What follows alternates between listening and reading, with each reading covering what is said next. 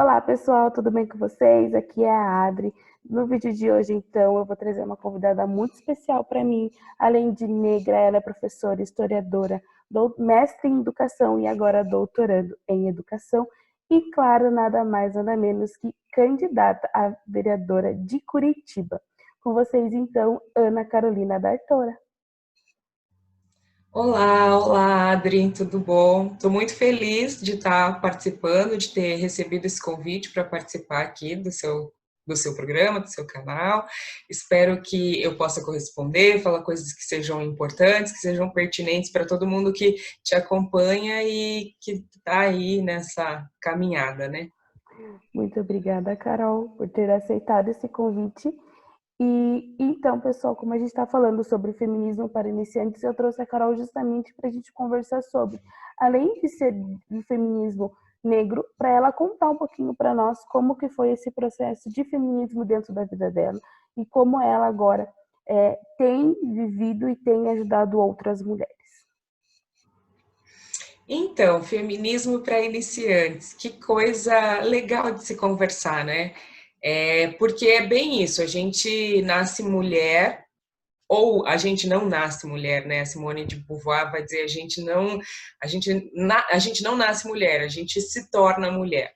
Mas eu ia dizer que a gente nasce mulher, mas não nasce feminista, né? A gente se encontra nessa sociedade que a gente está sem ter consciência de como ela se organiza, de que opressões estão postas aqui, e a gente vai vivendo achando que algumas coisas são naturais, naturalizando algumas coisas, achando que toda a existência deveria ser assim, que ser mulher é assim mesmo.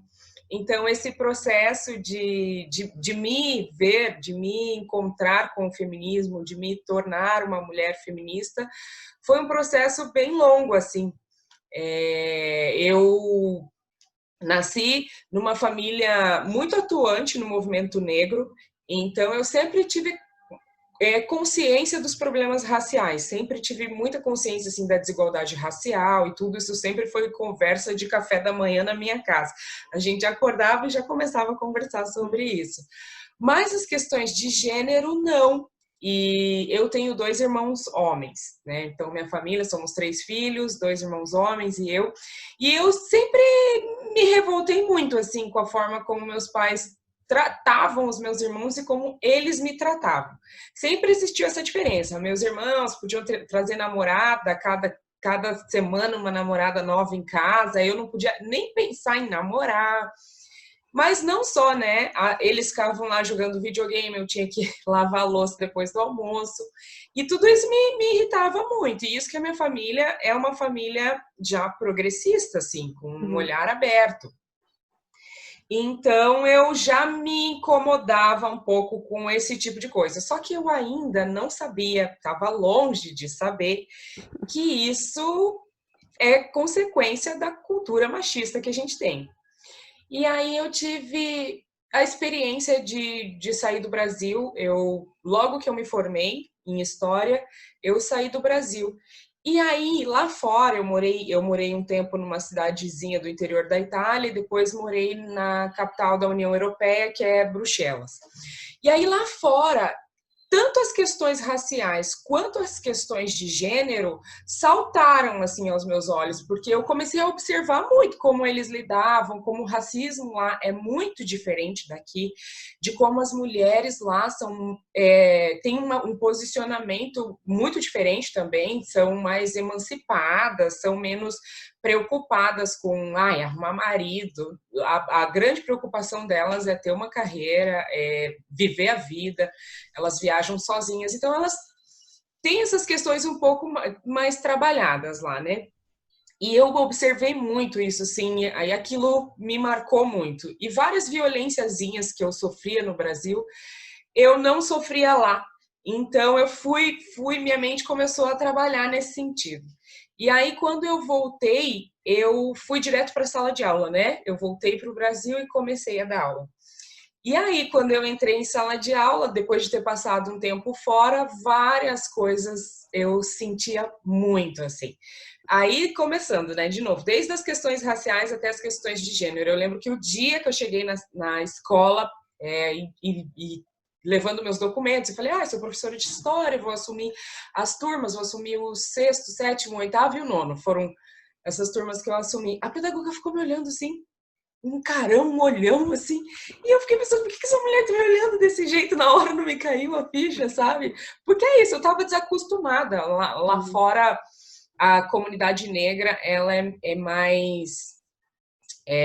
tem uma organização econômica melhor, então eles já têm mais grana. É normal você ver médico negro, professor negro, enfim, a comunidade negra está um pouco melhor economicamente falando. Não que o racismo também não exista, mas economicamente falando, ninguém lá estranharia um professor negro. Mas aí eu percebi que o estranhamento daquela pedagoga, ela ficou me olhando real, assim, como se estivesse vendo um ET. Aí eu vi que o estranhamento dela era porque eu era uma professora negra. Então, tudo isso começou a me incomodar. E aí, assim, foram muitas experiências. E tudo nesse começo da escola, assim. Aí eu entrei na sala de aula, 4 alunas vieram correndo me abraçar. Assim, entrei na turma, elas vieram correndo me abraçaram. Ai, que legal, uma professora Nossa. negra. E aí essas questões foram mesmo ficando mais intensas, eu queria entender. E também nessa mesma turma tinha uma das meninas, era negra retinta, e ela sofria demais, assim, era ataque racista direto na escola, toda aquela violência racista que a gente sabe que acontece no ambiente da escola, preta, macaca, tinha dias que eu tinha que deixar ela sentada na frente, do meu lado, assim, na mesa, para ela poder assistir a aula, porque os meninos, enfim, as meninas ficavam brigando e ela não tinha sossego para assistir a aula. E aquilo me incomodava muito também, porque eu me via muito nessa aluna, revivi coisas que eu vivi no meu tempo de escola, né, ataques que eu achava, honestamente, que já tinha superado. Eu pensei, nossa, isso não existe mais, né? O que eu vivi no meu tempo de escola já Uhum. passou, não acontece. Mas eu via aos meus olhos acontecer com essa aluna. E daí reclamava na direção, reclamava, ia lá, professores, a gente ia falar na direção da escola, eles diziam que é normal. Isso é normal, criança briga mesmo. Então, essas falas me incomodavam. E também percebi que os alunos negros, os meninos negros, não tinham uma vivência tão violenta. Claro que eles também sofrem a violência racista, mas eu comecei a perceber que eles estavam muito mais tranquilos, assim, que os meninos negros jogavam bola, eram mais integrados ali na escola. E aí surgiu o meu interesse de pesquisa, que são que foi, né, minha dissertação de mestrado, as adolescentes negras da escola pública e a Lei 10.639, porque a minha ideia era, quando eu cheguei na escola como professora de escola, eu pensava, bom, a gente já tem uma lei aprovada, 10.639, ensino de história e cultura afro-brasileira e africana, então as pessoas já abriram um pouco a mente, né? E eu vi que a lei era sequer trabalhada, assim, que professores não sabiam trabalhar a lei, não trabalhavam a lei em suas disciplinas e tudo mais. Então eu fui para pesquisa, fiz esse projeto para entender as adolescentes negras. Ainda não tinha chegado no feminismo. Eu sentia, Uau. tinha essa intuição de que a vivência das meninas negras era mais pesada, mas ainda não tinha chegado no feminismo. E aí, pesquisando, fiz entrevistas e tudo. Aí eu fiz esse projeto de pesquisar a vida, a vivência ali, o cotidiano das adolescentes negras na escola e comecei a pesquisar. E daí, leituras, né? Aí me deram muito um cara que se chama François Dzibé para ler, que foi muito importante, porque ele fala de desigualdades multiplicadas e quando eu encontrei o François Dzibé, eu falei, é isso, são desigualdades multiplicadas. Aí ele vai falar se você é imigrante, se você é negro, se você é mulher, essas desigualdades vão se multiplicando. Então eu comecei a trabalhar, fazer minha dissertação, minha pesquisa com esse olhar de desigualdades multiplicadas. E pensei, é isso, né? As mulheres, as adolescentes negras sofrem essa desigualdade multiplicada. E trabalhei muito nesse sentido. Só que quando chegou porque também tem isso, né? A academia, ela é muito eurocentrada, ela é muito, enfim, ela é muito branca, né? E Sim. também muito masculina. Então, as pessoas que me orientaram, os meus professores, eles não me levaram direto para o feminismo, para a produção acadêmica das feministas negras.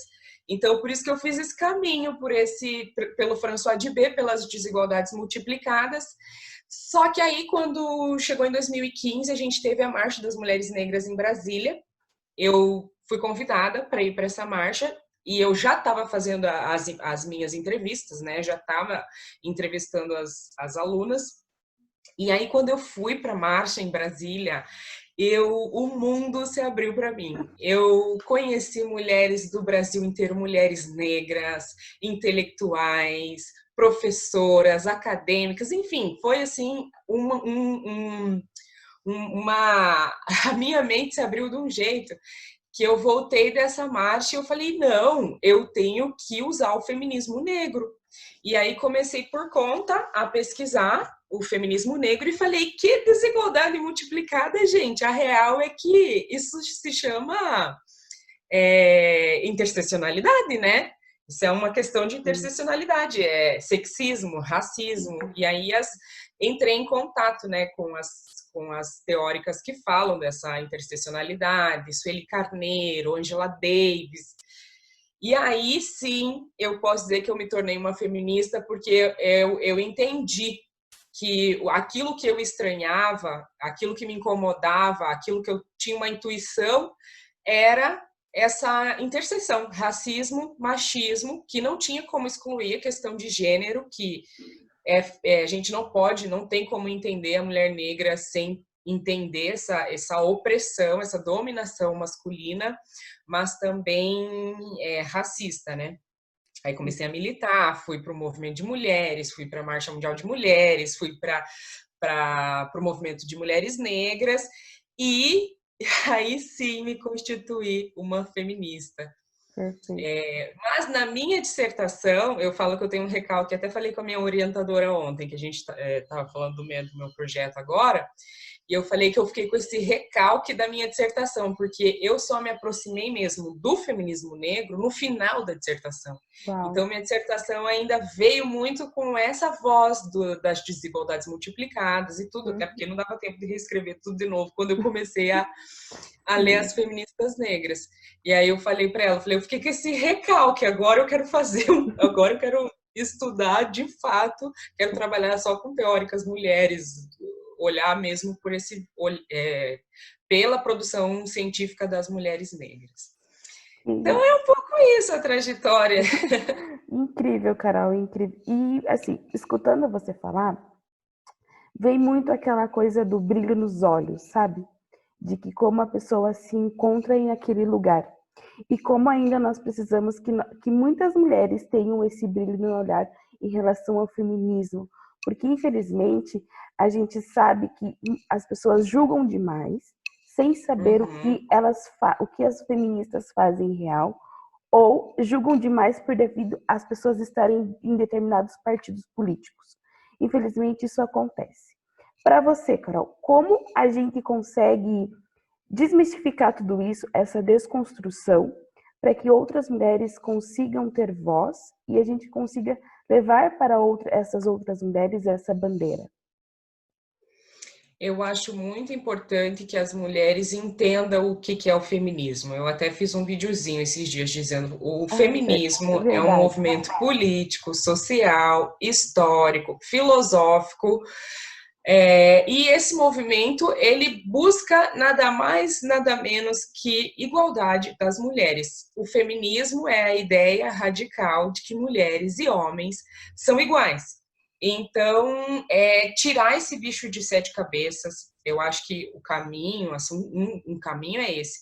Desmistificar esse bicho de sete cabeças de que feminista quer andar pelada na rua, que feminismo é meu direito de dar para quem eu quiser, que feminista tá louca para fazer aborto, que eu acho uma coisa assim, o ó do xó do borogodó, porque quem que quer fazer um aborto, né?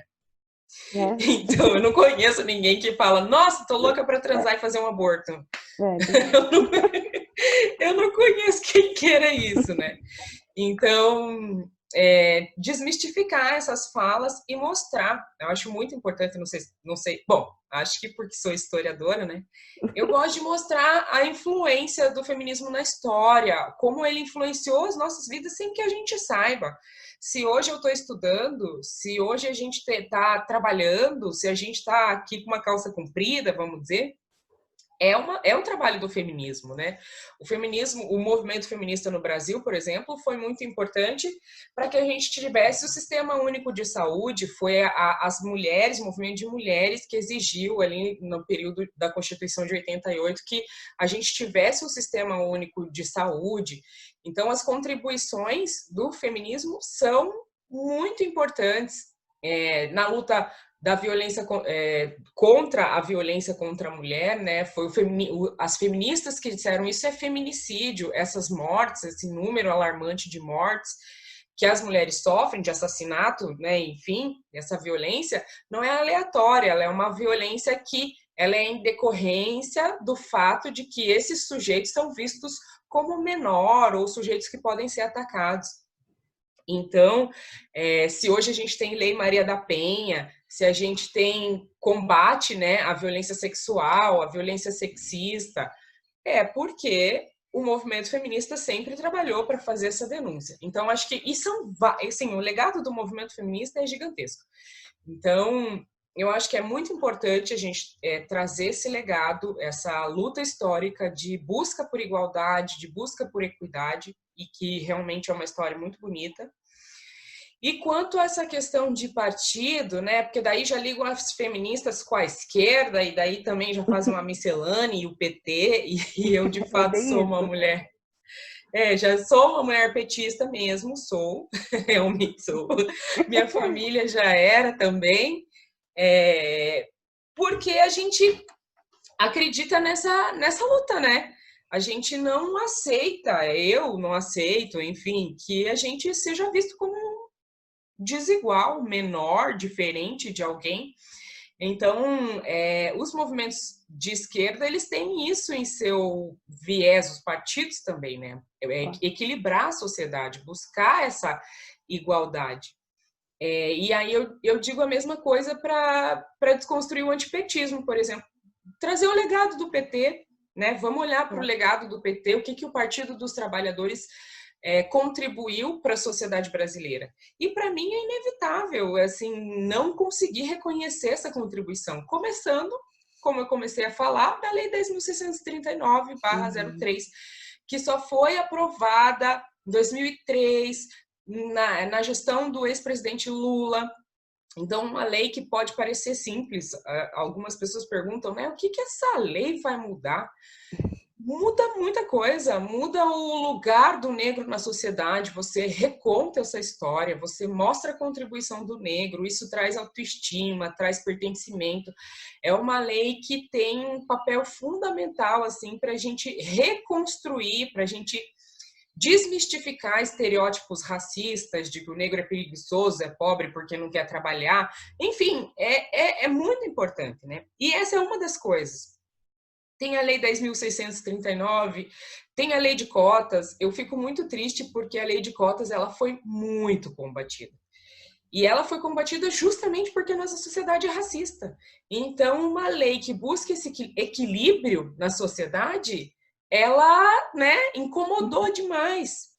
Mas para a população negra foi fundamental. Eu sou fruto essas leis de incentivo, né? Se hoje eu estou num doutorado, eu sou fruto dessas políticas públicas de reparação para a população negra. Então, o legado do PT, esses dias eu falei uma outra coisa também que as pessoas se surpreenderam. Eu falei, as pessoas veem a Maju Coutinho no jornal e acham a coisa mais linda, né?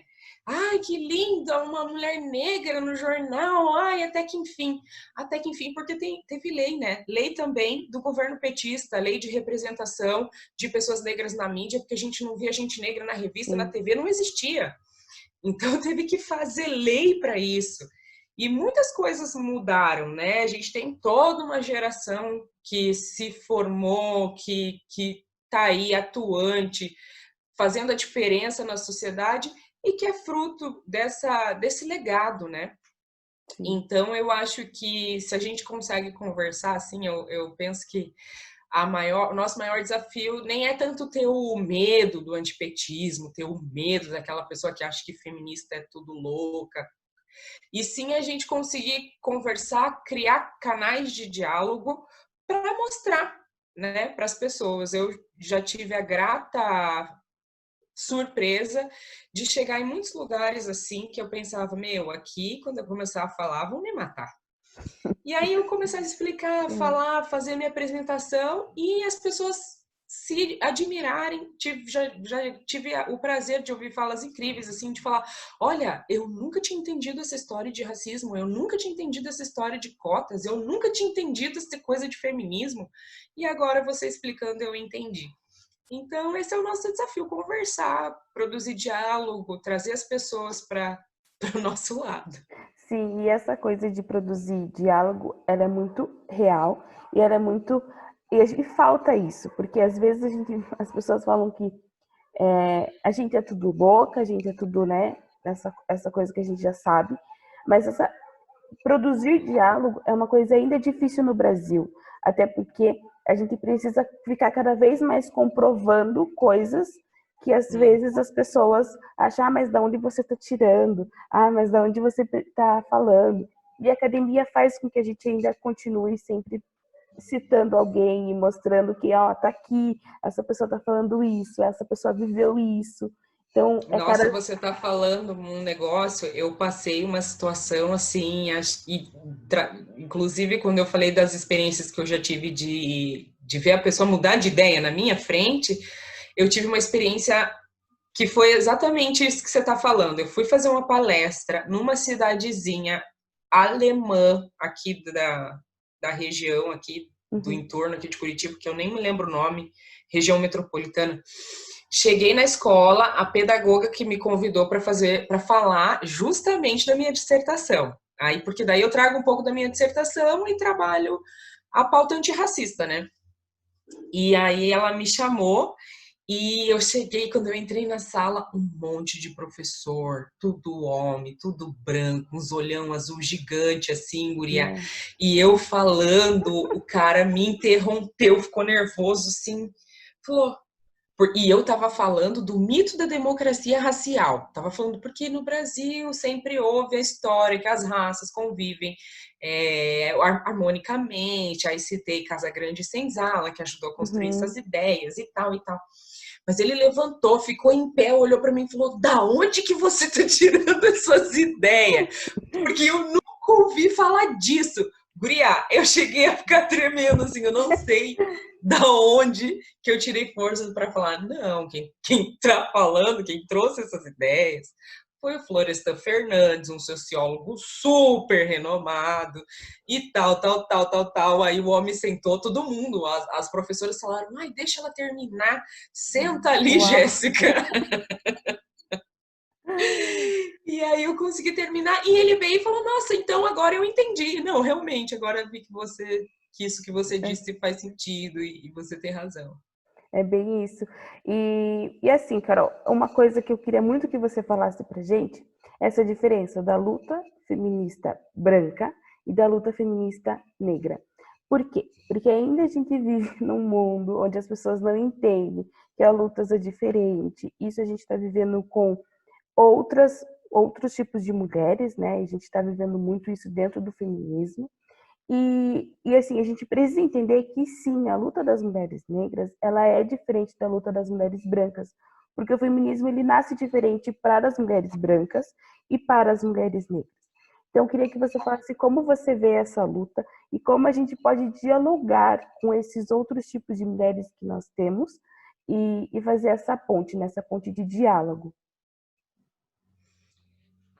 Uma coisa que o feminismo negro veio dizer muito forte é que somos todas mulheres? Sim, somos todas mulheres. Somos todas iguais? Não somos todas iguais. Então, a diferença do feminismo eu não gosto de dizer feminismo branco porque parece ruim, né?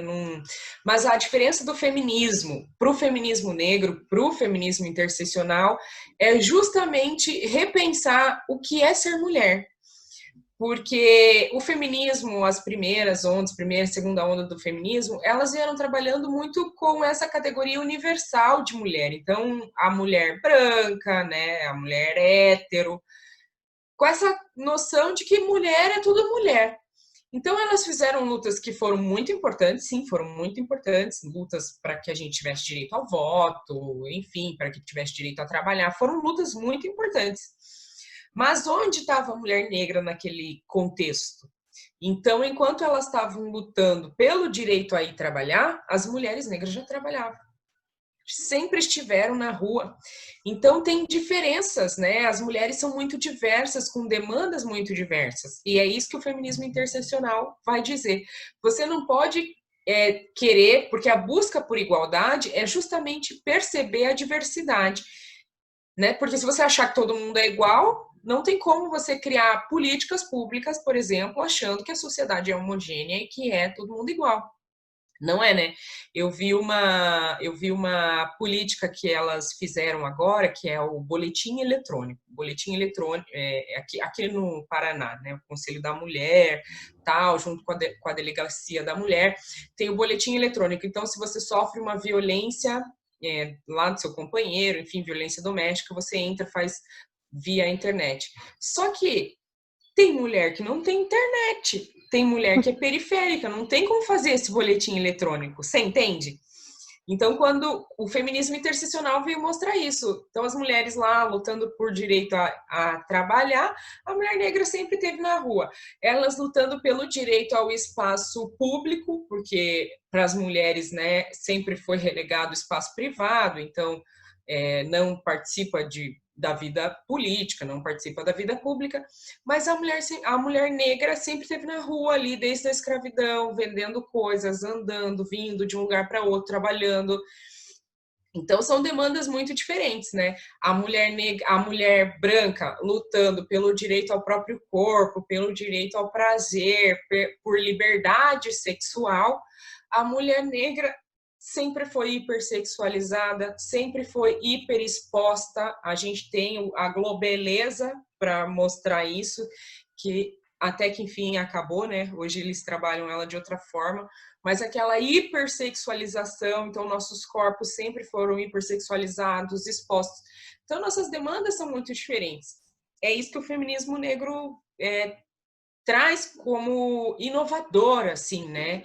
E amplia muito a pauta feminista.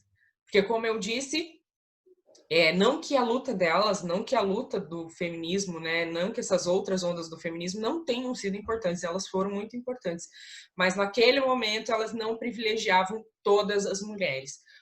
O feminismo interseccional vai dizer, para você olhar para uma mulher, você tem que olhar pelos eixos de classe, raça, gênero, senão você não explica aquela mulher.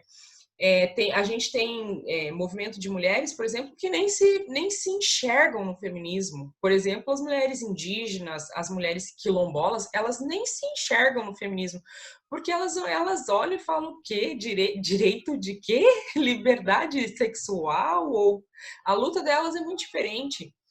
Então, é isso, sabe? A gente também penso que a gente não pode que a gente não pode brigar, né? A gente não precisa. Não é uma contra a outra, não é feminismo lá das mulheres brancas versus feminismo negro. Não é isso. É só um modo mais ampliado de olhar para esses sujeitos que são oprimidos na nossa sociedade ainda, e espero que em breve a gente consiga superar isso. Com certeza. E é justamente esse dialogar, né? Tudo que a gente está falando aqui é justamente esse dialogar. E quando a gente não sabe, a gente pergunta. E quando a gente não sabe, a gente pesquisa. Eu costumo dizer Sim. nos meus vídeos que quando a gente não sabe de uma coisa, ok. Mas quando a gente sabe e começa a fazer, continua fazendo aquilo que teoricamente a gente não sabia, a gente começa a entrar dentro da caverna, né? Gosto muito de usar muito de Platão para falar isso, que a gente continua dentro da caverna e não sair para ver o novo, por mais que arde nossos olhos. Carol, Fica pra achando que tem um monstro lá. É, e às vezes continua sendo manipulados, né? Porque a gente ainda continua com aquele Sim. discurso que é midiático, né? Carol, para terminar, gostaria de duas perguntas super rápidas. A primeira é: como você definiria o feminismo em uma palavra para você e na sua vida? Acho que é um pouco difícil, mas a gente tenta. E também indicar um livro, porque eu tenho um quadro aqui no canal que se chama Livros Eternos, que eu falo exclusivamente de livros. E é também um espaço para você nos dizer um livro que marcou a sua vida enquanto mulher, enquanto feminista. E, claro, depois você fazer as considerações finais da sua campanha. Em uma palavra, o que é feminismo?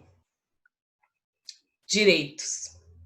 Eu acho que essa palavra expressa bem. E um livro que marcou muito a minha vida, Racismo e Sexismo no Brasil, Sueli Carneiro.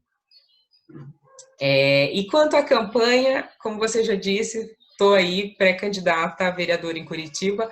Ao longo dessa trajetória, percebi também a necessidade que a gente tem de representação política, porque é tudo isso, né? A gente precisa de políticas públicas para equilibrar, para encontrar esses. E também eu sinto assim que é muito uma forma de eu pôr em prática tudo que eu estudei, tudo que eu pesquisei, e agir, né? Realmente agir no sentido de transformar essa opressão toda, essa desigualdade toda. Então, estou pré-candidata a vereadora aqui em Curitiba ainda, né? Ainda estou pré-candidata, em outubro serei candidata. E quem gostou aí dessa conversa, quem quer me conhecer um pouco mais, saber o que eu produzo, o que eu falo, quais são as minhas ideias, quais são as pautas da minha pré-campanha, pode me seguir nas redes, @caroldartora13, em todas as redes, e me ajudar a fazer essa construção coletiva. A nossa pré-campanha é uma pré-campanha coletiva, como eu falei, eu não tenho apoio de ninguém, eu não tenho família da classe política, então tem sido uma construção muito coletiva mesmo, são pessoas que me conhecem, são amigos, ajudando, trabalhando para construir esse projeto de representação para Curitiba, considerando que Curitiba nunca teve uma vereadora negra, então a gente quer mudar muito essa história e fazer diferente aqui, né?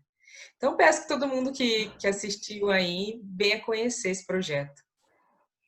É isso, pessoal. Muito obrigada, Carol. Deixar aqui meu agradecimento em meio a essa preparação, né, para a candidatura, deixar esse espaço aqui para a gente conversar. O quanto foi importante. Acredito que a gente não falou tudo que a gente deveria falar, porque é um assunto muito amplo, é realmente, mas é só para a gente conhecer mais a Carol, conhecer a vida dela, conhecer essa trajetória dela enquanto profissional, enquanto mulher, enquanto pessoa negra e vereadora agora, né, pré-candidata a vereadora, e a gente apoiar pessoas que realmente vão fazer diferença nesse momento em que a gente precisa da coletividade, e sempre lembrando que no Paraná, em Curitiba, nunca houve uma vereadora negra. Certo, pessoal? Um super beijo para vocês, um super abraço, e a gente volta no próximo episódio. Quem será a nossa convidada, hein? Beijo, até mais. Tchau.